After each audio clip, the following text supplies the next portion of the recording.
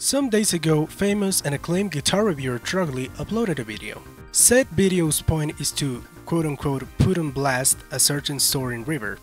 Now, before anything, I just wanna say this isn't a personal attack on Trogly. I've been a fan for years and I have enjoyed plenty of most of his videos.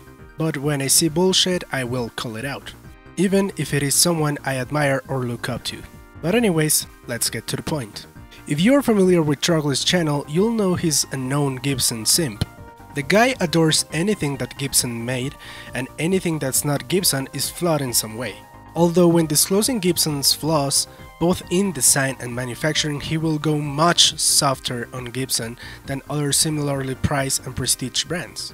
Even to the point of labeling brands that arguably make instruments of the same quality or even better as Gibson as counterfeits or knockoff brands. It's pretty much a meme at this point. The disregard that he has on pretty much anything that doesn't have the big G on its headstock. But I think this time he went a bit too far. Brandon's Custom Shop is a river store whose seller is in Oregon, Wisconsin. He focuses in single-cut guitars that seem to be mostly copies of Gibson's Les Paul. Although there's plenty of small details that give out the fact that these guitars are only copies of the original Les Paul. Things like the shape being a bit off, the knob spacing being wrong, the metric bridge, and more small things I know some Gibson-obsessed folks can spot way better than I can. To put it more simply, the guy does not make Gibson Les Paul replicas. That's not his intent, and he does not imply that's what he's selling. Now, most people are confused with these terms. What's the difference between a copy, a replica, or a counterfeit? Well, that's quite simple actually. A replica or a counterfeit is a product that is directly copied, or at least attempting to, another product or another brand.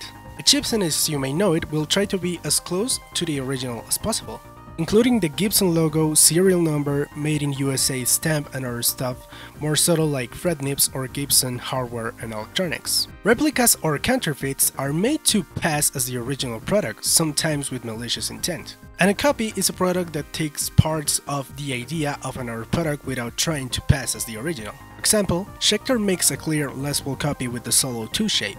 Same as most companies that have a single cut offering, they take the original Les Paul shape and mix it up in some way, without ever wanting to rip off people by selling a fake Gibson. Now back to Brandon's. He's selling copies. If he were to make replicas in order to rip people off, he would take more attention to detail. Most people that know a damn about guitars won't even think for a second that the guitars he sells are trying to be passed off as Gibsons. But apparently Trogly took a personal issue to this.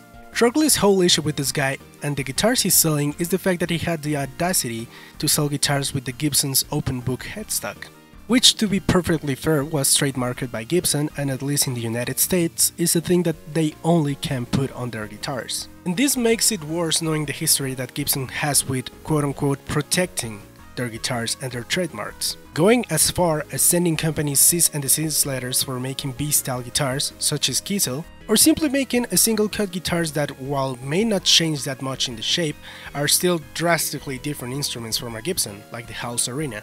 They are known for taking the most petty approach to protecting their heritage in the industry, also by being massive hypocrites, having made shameless takes of other companies' shapes, such as the Epiphone Nouveau, which is obviously a PRS copy, and the audacity to make the Jimi Hendrix Strat. Let's not forget about the Epiphone S and T310, which are literally direct copies of Fender shapes. Sure, they made some small changes to the shapes with the Hendrix and Nouveau, but by Gibson's logic this is just as bad as Kiesel making a vaguely Gibson-inspired guitar, even if it looks completely different. Also, if we take a look at guitar history, not Gibson history but the whole instrument history, we can see that they did not come up with the open book headstock design at all. They were just the ones to trademark it first. There's countless examples of century-old guitars with a very similar headstock design to Gibson's. So all the quote-unquote heritage that Trogly is getting so sensitive about isn't even Gibson's original thing. It was shamelessly trademarked as something original when it clearly wasn't. And I think nobody would give a damn if they weren't so hostile and overprotective of the shape of a slab of wood. Now back to Trogly. There's a difference between being a loyal fan to a company or a brand you like and being basically a white knight for a multi-million-dollar corporation that doesn't give two shits about you. The argument that a single guy in the US selling Les Paul copies with a Gibson headstock hurts Gibson sales in any way is almost laughable. That's like saying Starbucks is losing money over a kid having a lemonade stand on a random street. There are hundreds of companies like Agile, Wolf, Firefly, Donner, and many more that sell guitars on the US platforms that are clearly just affordable Les Paul copies.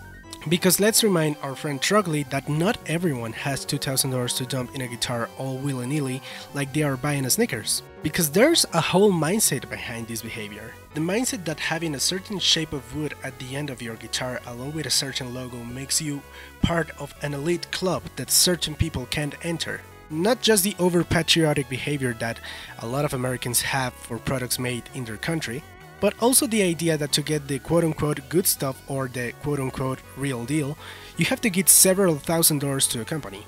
Even between Gibson's more affordable line of instruments, they are treated as merely cheap imitations of what's only quote-unquote good enough. Even with said company absolutely refuses to improve whatsoever or listen to the widely popular opinion of the guitar community as a whole. Because like I said earlier, there's a lot of companies that make Gibson-shaped guitars that have the same or better quality for much less price. Going as far as trying to end a man's business over pure fanaticism over a company is kinda sad. What happens if someone wants a good-looking Les Paul with that specific headstock but doesn't have the means to get $2,000 for a Gibson? Should less affluent people just suck it up because they don't have the money? While using the Les Paul headstock it's technically illegal, it's pretty damn low on the crime scale, if you ask me. That's like calling someone a criminal for jaywalking. Laughing about how a guy is going to have his store and his business taken down and sent a cease and desist letter is cynical and unfair. That is the exact Gibson headstock, and I can guarantee if there was actually a company in the USA selling this exact thing, they would get a cease and desist so fast from Gibson. But anyways, by the time you see this video, it'll probably all be taken down by then. But I thought it was interesting that somebody tried to make a living selling Gibsons. Gibson having the monopoly on how a certain part of a guitar is shaped is not a good thing. Some people, including me, compare it to the DiMarzio's trademark on double cream humbuckers, because it's pretty much a pity attempt to hold anything that will make you stand out over the rest, but it just ends up making the company look like massive assholes. DiMarzio trademarking the way different companies can't use a color is very similar to Gibson trademarking the way a piece of wood can be shaped. Specifically, if the resulting product is something vastly different to what they offer and in no way or form is competing with their products. People like Trogly that have the means to dump tens of thousands of dollars on a single guitar will not buy this, at least not as a replacement for their Gibsons. This is clearly a product meant either for beginners or people seeking out a mod platform that they can make their own. Using your platform of almost 2,000 subscribers to take down a business which is in no way interfering with your own or Gibson's is just malicious. Basically, Trogly did it just because he could, because that's the way the Gibson marketing works. You just don't own a good guitar and a good product. You are part of an elite club that must be protected so the poor normies can't enter. But anyway, as for Brandon's business, yeah, Trogly seems to be kinda right. It would seem that these are either AliExpress guitars or he made some deal with a Chinese factory to get these guitars in mass. But I don't see how he flipping cheap Chinese guitar for maybe $100 in profit with each guitar is in any way, shape or form different from Trogly grabbing very good deals on rare Gibson models just to make thousands of profits on them for the most part. And going by the store reviews, the guitars are not cheap crap at all. Yeah, some reviews say some of the guitars had small issues like the occasional high fret or small finish imperfection, which, you know, it's normal in this kind of price range on a guitar. But for the most part, people are only saying amazing things about Brandon, making emphasis on his professionalism, the speed of the shipping of the guitars, communication with the customers, and the condition of the guitars. Giving me the impression that Brandon makes some kind of setup on these guitars before actually selling them.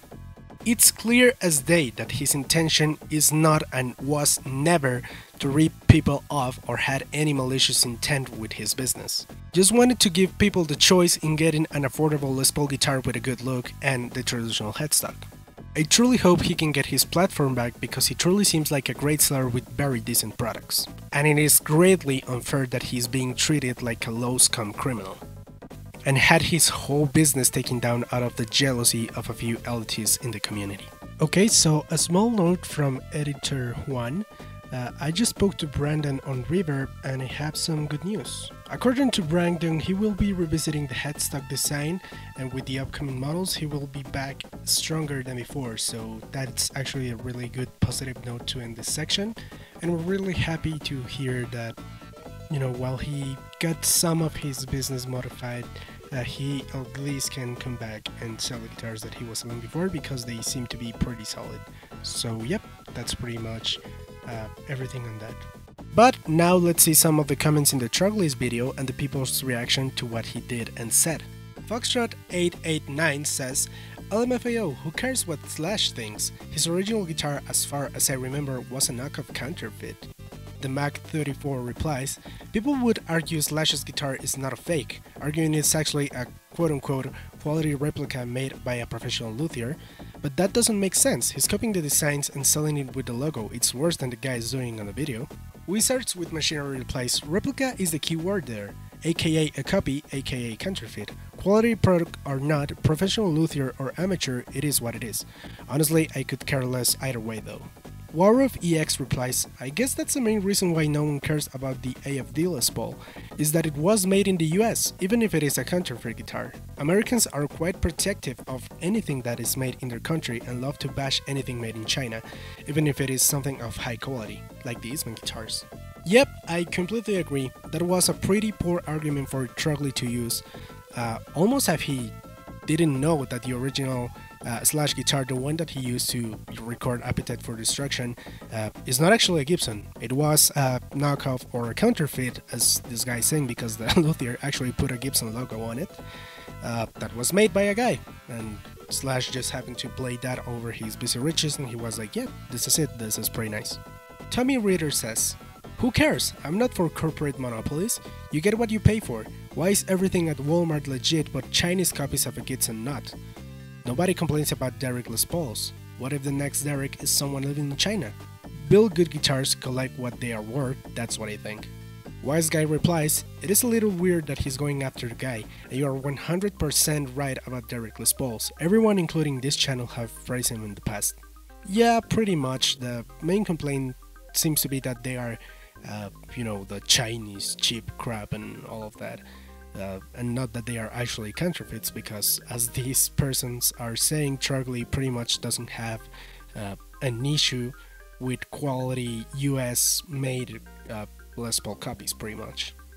Yardbirds89 comments, Gibson should not have the trademark on the headstock, years of no legal action, and it's not even theirs. They stole it and claimed it for themselves. Epiphone had a similar headstock before they bought it, and they found the headstock on all instruments from the late 1800s. Kevin K replies, but they sent him stuff. Yan says, give this man a break, he's just trying to make a living. As far as the body shape is concerned, the design patent had lapsed many moons ago. And Trogly replies, this is about the headstock. Big Man Bam 44 replies, come on dude, at this point it really doesn't matter, it's a shitty design anyway. Yeah, that's pretty much true. Gibson guitars are known for a lot of things, but good design and durability is not one of them. Joe S comments, Trogly throwing stones at the little guy from his $1 million mansion, and Road Rossi replies, true, who the hell has their own used gym on their property? Yeah, pretty much, that's my main argument. Trogly is just, this big wealthy man trying to fuck over, a small store that is really not hurting anyone. Christy Mulry comments, glory copying strats doesn't bother you then?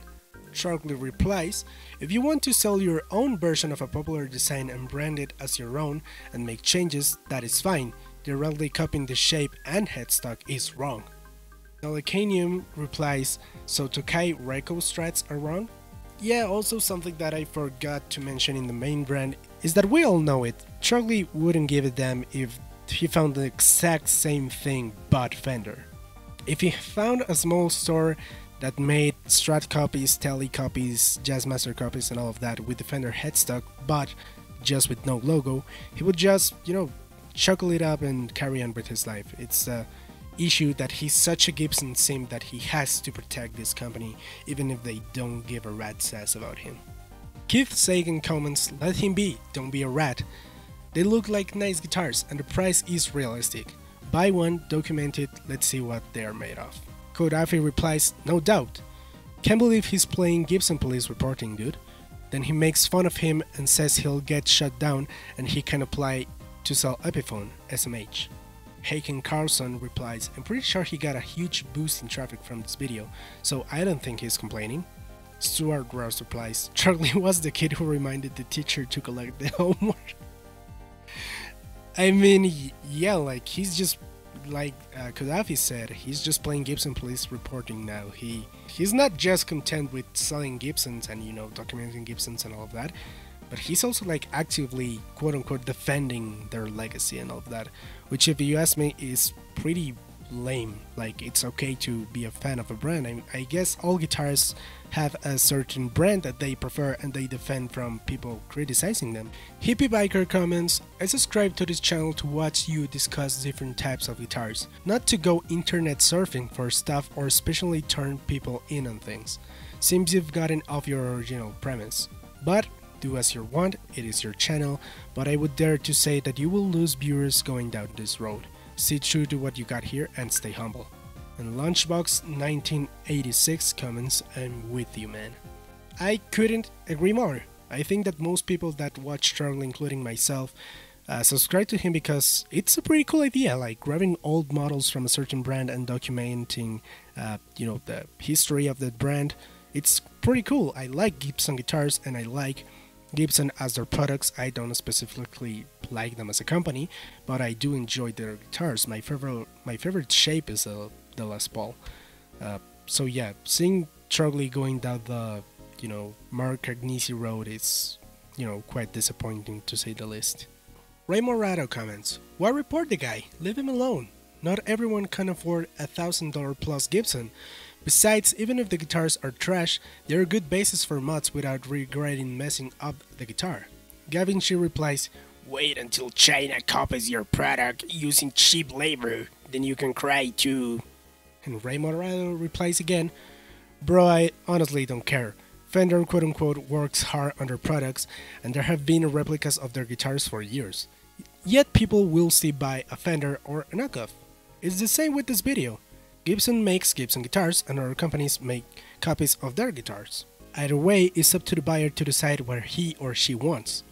The issue is people trying to stomp out a guitar company just for making unbranded replicas." Pretty much, I completely agree with this guy. Also, using the cheap labor force whatever from China argument is, one, it's pretty disingenuous, and second, it's, I guess that USA workers are not treated as badly as China, but let's not forget that there's stuff like the Amazon warehouses and the Amazon delivery workers in the US. They are pretty badly treated as well. Like, why do you buy from Walmart? Why do you buy from Kroger's? Why do you buy from Amazon or eBay or whatever? They all treat their employees like shit, and you don't care. You only care when it's China because it's the only justification you can have for not liking their products. That or a little bit of casual racism. So to close the video, yeah, this is not meant to be a personal attack on Trogly. I don't want him to lose his platform or his channel because I enjoy his content, even if he has some flaws with himself and the content itself. It's a pretty fun channel, and I think a lot of people enjoy it, even though if he's not the best person in the world, especially regarding stuff like brands and all of that.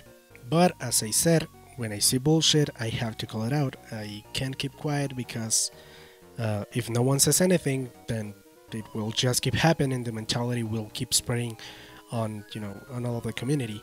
I do think it's very shitty to grab your very big fan base and use it to fuck over a guy's businesses. That just rubs me the wrong way, and I don't think that's acceptable in any single way or shape. I don't expect Trogly to see this video. I don't expect many people to see this video, but in the rare chance that he does, please consider your views and all of that. I know that for many Americans it's very difficult to put yourself in the other guy's shoes regarding other countries and people with less money and all of that in situations. As some of you may know, if you are subscribed to my channel, I have had encounters with people like this that are like very hostile towards very minimal stuff like that. treating breaking some petty trademark law as if you were breaking into a bank or committing some high-profile crime is just silly and unfair to the person. Brandon is not a criminal. Yeah, he technically broke a law, but it is a very petty and stupid law. Again, it's like jaywalking. You wouldn't call a jaywalker a criminal, would you? But yep, that will be pretty much everything for today's video. If Trogly sees them or anyone that agrees with Trogly on this specific subject, please consider your views on this whole thing and be careful with the ideas and stuff that you spread in such a big and elitist and wide community as it is the guitar community. But if you like this video, please leave a like down below. I know this was a different video, but you know, I like to mix it up every once in a while, and I will be making some reviews in the near future. I have been going some renovations on my bedroom, but now they are complete, so I can go back to making videos. And if you like my other videos, please subscribe to my channel, share this with anyone that you may like, and thanks for watching. I will see you in the next one. Bye!